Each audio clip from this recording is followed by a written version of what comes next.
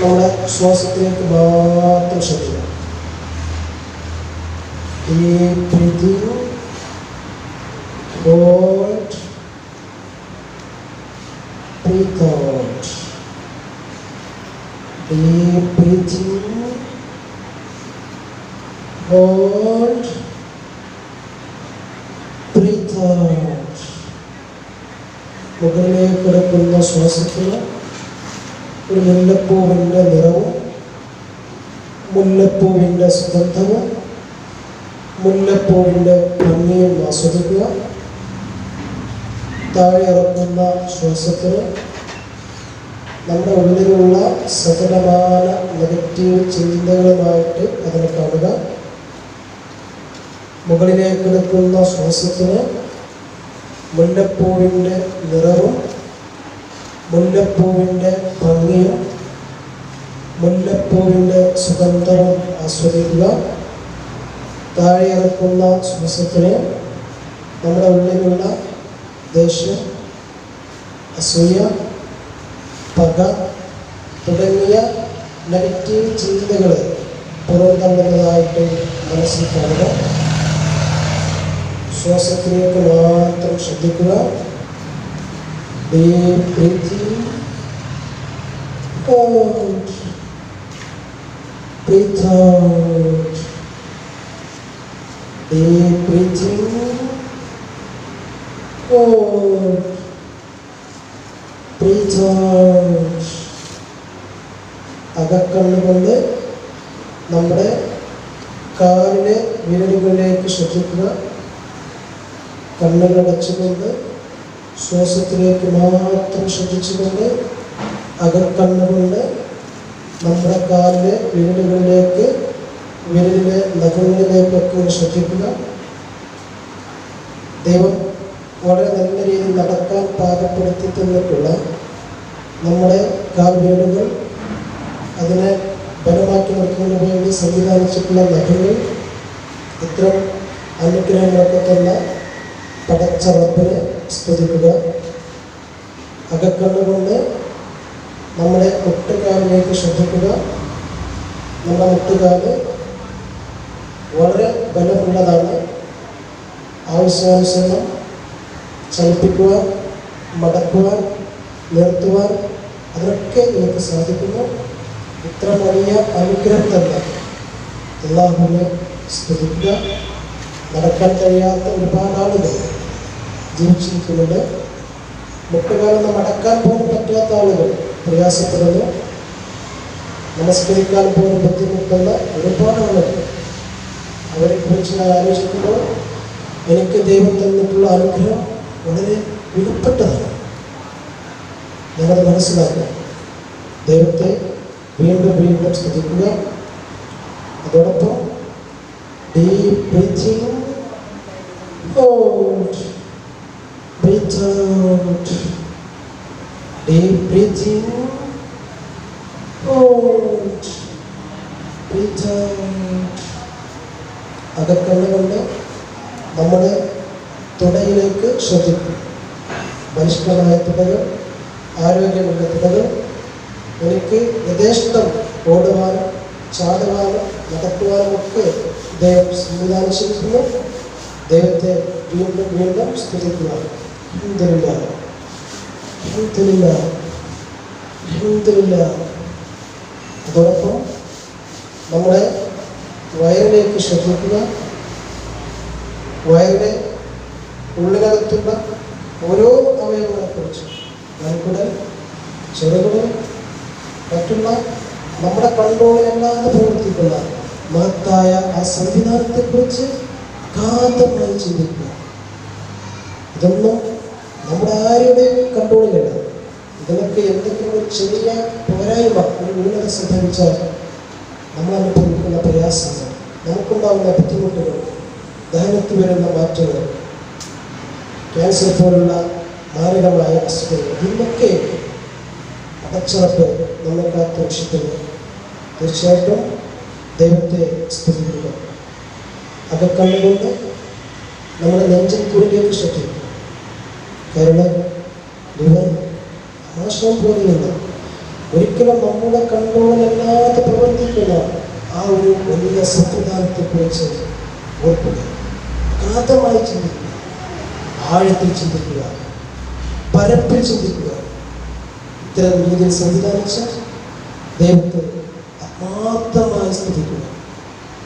അതോടൊപ്പം deep breathing out, breathe out, deep breathing out, breathe out, deep breathing out, breathe out.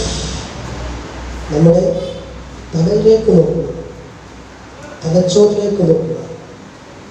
10,000-കണക്കിന് കമ്പ്യൂട്ടറുകളെക്കാളും പലതരത്തിലുള്ള ഡാറ്റകളും save ചെയ്യാൻ പറ്റുന്ന കപ്പാസിറ്റിയുള്ള തലച്ചോറ്.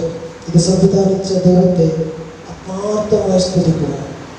നമ്മുടെ കണ്ണുകൾ, കാതുകൾ, മൂക്കുകൾ, പല്ലുകൾ, ചുണ്ടുകൾ തുടങ്ങി നമുക്ക് ദൈവം വളരെ സൂക്തമായിട്ട് നിർമ്മിച്ചു തന്നിട്ടുള്ള യാതൊരു കേടുപാടുകളും ഇല്ലാതെ ദൈവം അതിനെ സംവിധാനിച്ചതിൽ ആത്മാർത്ഥമായി സ്തുതിക്കുക.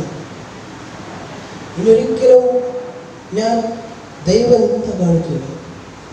എനിക്ക് മനസ്സിലാവുന്നു എൻ്റെ ശരീരത്തിൻ്റെ ശക്തി എന്താണെന്ന്. ഞാൻ ഉൾക്കൊള്ളുന്നു എൻ്റെ ശരീരത്തിൻ്റെ ഓരോ അവയവത്തിൻ്റെയും പ്രാധാന്യം എന്താണ് എന്ന്. ഇതൊന്നും എൻ്റെ കൺട്രോളിലല്ല, മറിച്ച് ദൈവത്തിൻ്റെ, അള്ളാഹുവിൻ്റെ, പടച്ചറപ്പിൻ്റെ അപാരമായ ശക്തി കൊണ്ട്, അപാരമായ കഴിവ് കൊണ്ട്, അപാരമായ അനുഗ്രഹം കൊണ്ട് മാത്രമാണ് നിലനിൽക്കുന്നത്. ആത്മാർത്ഥമായി ദൈവത്തെ സ്തുതിക്കുക. അൽഹംദുലില്ലാഹ്, അൽഹംദുലില്ലാഹ്, അൽഹംദുലില്ലാഹ്. Deep breathing out, breathe out. Deep breathing out, breathe out. പലപ്പോഴും ഞാൻ നെഗറ്റീവായ പല കാര്യങ്ങളും ആലോചിച്ചു വരുന്നു. അവനെക്കുറിച്ച്, അവളെക്കുറിച്ച്, ഉമ്മയെക്കുറിച്ച്, ഉപ്പയെക്കുറിച്ച്, അയൽവാസിയെക്കുറിച്ച്. പക്ഷേ ഞാൻ തിരിച്ചറിയുന്നു ഞാൻ ആരാണെന്ന്, ഞാൻ എന്താണ് എന്ന്, ഞാൻ എത്രമാത്രം ദുർബലനാണ് എന്ന്. ദൈവത്തിൻ്റെ അപാരമായ ശക്തികളില്ലെങ്കിൽ ഞാൻ ഒന്നുമല്ല, ഞാൻ ആരുമല്ല, ഞാൻ എവിടെയുമില്ല. അതുകൊണ്ട് തന്നെ ഇനി എനിക്ക് ആരോടും പകയില്ല, ആരോടും ദേഷ്യമില്ല, ആരോടും ഞാൻ അസൂയയോടെ നോക്കി കാണുന്നില്ല. ഞാൻ എനിക്ക് പറ്റാവുന്നിടത്തോളം ശ്രമിക്കും, അർഹതപ്പെട്ടവർക്ക് അത് കൊടുക്കും. നിൽക്കുന്നിടത്ത് തണലാക്കാൻ ഞാൻ ശ്രമിക്കും. തണലിലേക്ക് വഴിമാറുകയല്ല, മറിച്ച് നിൽക്കുന്നിടത്ത് തണലാക്കാൻ ഞാൻ ശ്രമിക്കും. ഈ ഓർഫനേജ് പോലെ മറ്റുള്ള ആരൊക്കെയോ തണലാക്കി തന്ന ഈ ഓർഫനേജ്, ഇതിന് പിന്നിൽ പ്രവർത്തിക്കുന്നവർ, ടീച്ചേഴ്സിന്, ഇത് സംവിധാനിച്ചവർ, ഇതിനു വേണ്ടി ശാരീരികമായിട്ട്, സാമ്പത്തികമായിട്ട്, മാനസികമായിട്ടൊക്കെ സഹായിച്ചു കൊണ്ടിരിക്കുന്ന, സപ്പോർട്ട് ചെയ്തുകൊണ്ടിരിക്കുന്ന ആ നല്ല മനുഷ്യരെ തീർച്ചയായിട്ടും അവരോട് നമ്മുടെ നന്ദിയും കടപ്പാടുമൊക്കെ അറിയിക്കുക. അതോടൊപ്പം ദൈവത്തിൻ്റെ അപാരമായ ഈ സംവിധാനത്തെക്കുറിച്ച്, ഈ പ്രപഞ്ചത്തിൻ്റെ സൃഷ്ടിപ്പിനെക്കുറിച്ച്, ആഴക്കടലുകളെക്കുറിച്ച്, ആകാശങ്ങളെക്കുറിച്ച്, അതിൻ്റെ സംവിധാനത്തെക്കുറിച്ചൊക്കെ മനസ്സിലാക്കണം. എന്തിനേറെ പറയുന്നു, എൻ്റെ സ്വന്തം ശരീരത്തെക്കുറിച്ച് പോലും ഞാൻ മനസ്സിലാക്കിക്കൊണ്ടിരിക്കുന്നു. തീർച്ചയായിട്ടും ദൈവത്തെ സ്തുതിക്കുക, അക്കമഴിഞ്ഞ് സ്തുതിക്കുക, ആഴത്തിൽ സ്തുതിക്കുക, പരപ്പിൽ സ്തുതിക്കുക. അൽഹംദുലില്ലാഹ്, അൽഹംദുലില്ലാഹ്, അൽഹംദുലില്ലാഹ്. Deep breathing out, breathe out. Deep breathing out, breathe out. ശ്വാസത്തിലേക്ക് മാത്രം ശ്രദ്ധിക്കുക. മുകളിലേക്ക് വെക്കുന്ന ശ്വാസത്തിന് മുല്ലപ്പൂവിൻ്റെ സുഗന്ധം, മുല്ലപ്പൂവിൻ്റെ ഭംഗി ഒക്കെ ആസ്വദിക്കുക. പുറമെയുള്ള ശ്വാസത്തിന് മുകളിലുള്ള സത്യങ്ങളുടെ നെഗറ്റീവ് ചിന്തകളെ ഒഴിവാക്കി സാവധാനം കണ്ണുകൾ തുറക്കുക. സാവധാനം കണ്ണ് തുറന്ന് ഇരു കൈകൾ കൊണ്ട് പ്രസ് ചെയ്യുക. ഇരു കൈകളും നന്നായി ഉരസുക. സാവധാനം കണ്ണ് തുറക്കുക. കൈ നന്നായി ചൂടാക്കുക. ഇരു കണ്ണുകളും ആ ചൂടിന്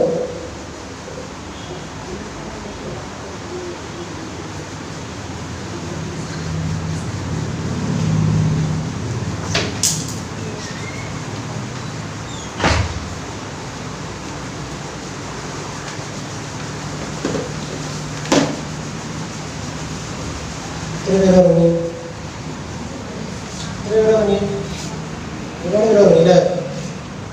ഒരുപാട് പേര് ഇറങ്ങില്ലേ അല്ലേ? കോൺസെൻട്രേറ്റ് ചെയ്യാൻ കഴിഞ്ഞു? പോയോ? ഞാൻ പറയുന്ന കാര്യത്തോടെ ഇങ്ങനെ പോയോ? ചിന്തന പോയോ?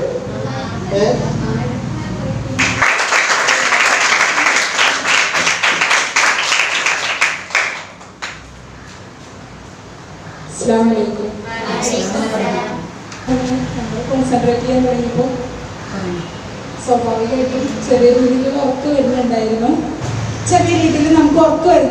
എന്നുള്ളത് സത്യമാണ്. അത് ഇടയ്ക്ക് മൈൻഡ് റിപ്പീറ്റ് ചെയ്ത് വന്ന സമയത്ത് എൻ്റെ മൈൻഡിൽ കയറിയത് അതാണ്, സ്കൂൾ വിടാനായിട്ടുണ്ടാവും, പോകാൻ പറ്റുമോ എന്നുള്ളതാണ്. അതുകൊണ്ട് അതിനെക്കുറിച്ച് ഡീറ്റെയിൽഡ് ആയിട്ട് പറയാൻ എന്നെക്കാളും അത് തന്നെ കറക്റ്റായിട്ട് കോൺസെൻട്രേറ്റ് ചെയ്ത ഒരാൾക്കായിരിക്കും കൂടുതലായിട്ട് പറയാൻ കഴിയുക എന്നുള്ളതാണ് എൻ്റെ അഭിപ്രായം.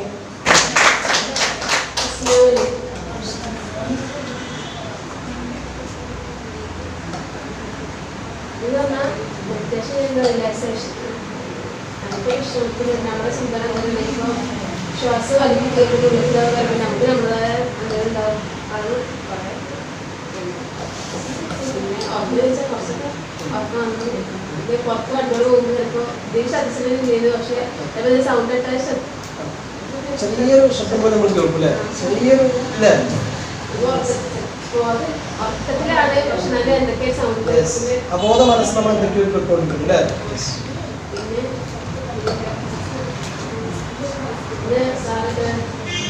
അല്ലാണ്ട് ഓരോ നമുക്ക് അനുഗ്രഹം തന്നെ ഇതൊക്കെ. പക്ഷെ നമ്മൾ കൂടുതലായിട്ട് ഇല്ലാത്തവരെ നമ്മൾ ചിന്തിക്കില്ല. നമ്മള് നഷ്ടം ഓരോന്ന് പറഞ്ഞപ്പോ നമ്മളാരും കൂടുതലായിട്ട് ചിന്തിക്കുന്നത് അറിയാം. പക്ഷെ അതിന് കൂടുതലായിട്ട് പറയുമ്പോ ഇപ്പൊ കാര്യം പറയുമ്പോ കാലില്ലാത്തവർക്ക് ഇപ്പൊ കാര്യം അത് തന്നിക്കണു. പിന്നെ ഇപ്പൊ ബുദ്ധി, പക്ഷെ അതൊക്കെ ഭ്രാന്ത് തന്നാൽ കുറെ. പക്ഷെ നമുക്ക് അതൊക്കെ തന്നിക്കണു. പക്ഷെ ഞാൻ കൂടുതലായിട്ട് ശ്രമിക്കും.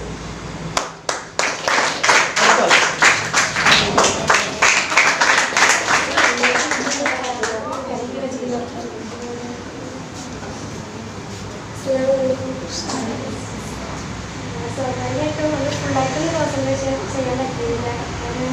അതിലേക്ക് പോകുമ്പോൾ അതിൻ്റെ ശബ്ദം കൊണ്ടൊക്കെ ചെറുതായിട്ടൊക്കെ നെയ്യുന്നു. ഒട്ടും വരുന്നത് വെച്ചാൽ നല്ലോണം വരുന്നില്ല, ചെറുതായിട്ടൊക്കെ വന്നിരുന്നു. പിന്നെ കാലാല് അവരുടെ അനുഗ്രഹങ്ങൾ പറയുമ്പോൾ നമുക്ക് ഒരുപാട് അനുഗ്രഹങ്ങൾ അവർ തന്നിട്ടുള്ളൂ. പക്ഷെ എന്നാലും അത് വെച്ചിട്ട് നമുക്ക് ഒരുപാട് അനുഗ്രഹങ്ങൾ തന്നിട്ടുണ്ടെങ്കിലും അപ്പോഴുള്ള അനുഗ്രഹങ്ങൾ വെച്ചിട്ട് അതിനെ മുന്നോട്ട് കൊണ്ടുപോകാൻ നോക്കാതെ നമ്മളെക്കാളും ഉയർന്നവരിലേക്ക് നമ്മൾ വീണ്ടും നോക്കുക. ഒരിക്കലും നമ്മുടെ ഒരു താഴ്ന്ന ആളിലേക്ക് ഒരിക്കലും നോക്കാറില്ല. നമുക്ക് കാല് നോക്കാൻ രണ്ട് കാലുകൾ തന്നിട്ടുണ്ട്, അതുപോലെ കൈകൾ രണ്ട് കണ്ട്.